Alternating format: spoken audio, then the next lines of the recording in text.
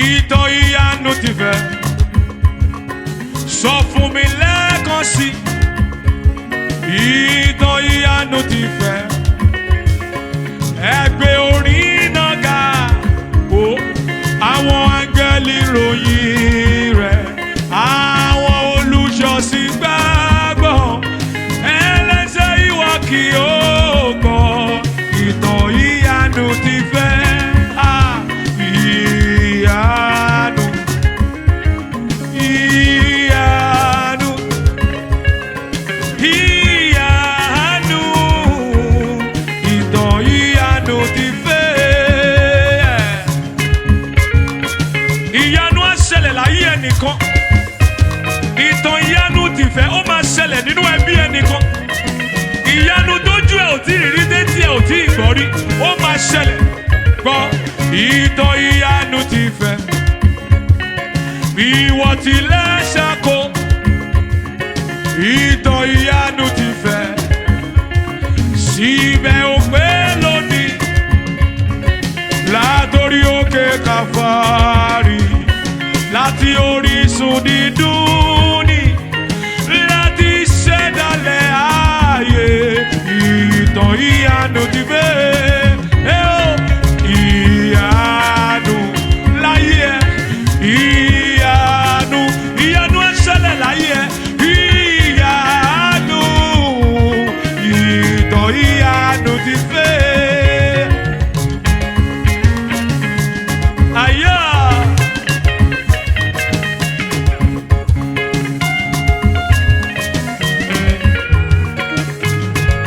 Are you ready? Àyà.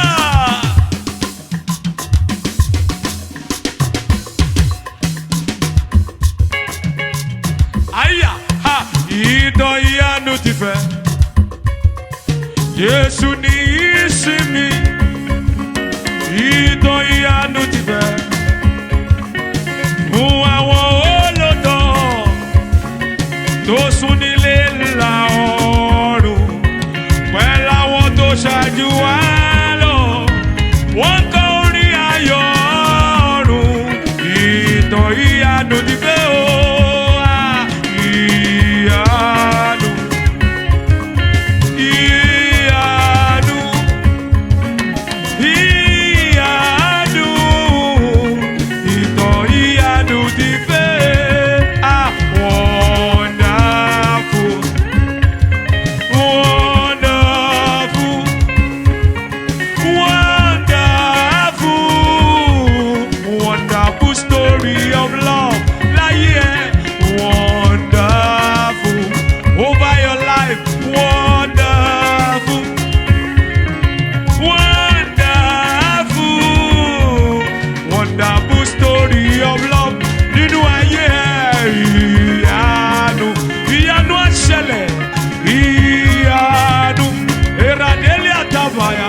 Iyanu, Itan Iyanu ti fẹ́. As the music play, I prophesy in the next 24 hours, miracle will happen in your home.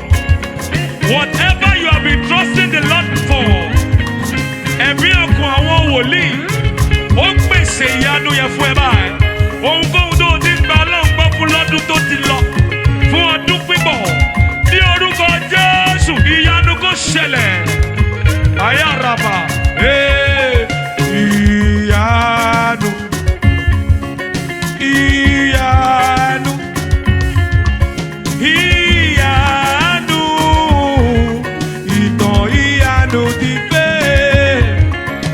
Iyanu nínú ayé rẹ. Iyanu nínú ẹbí rẹ. Iyanu, Itan Iyanu ti fẹ́. Wonders will happen in your life in the name of Jesus. Iyanu á ṣẹlẹ̀.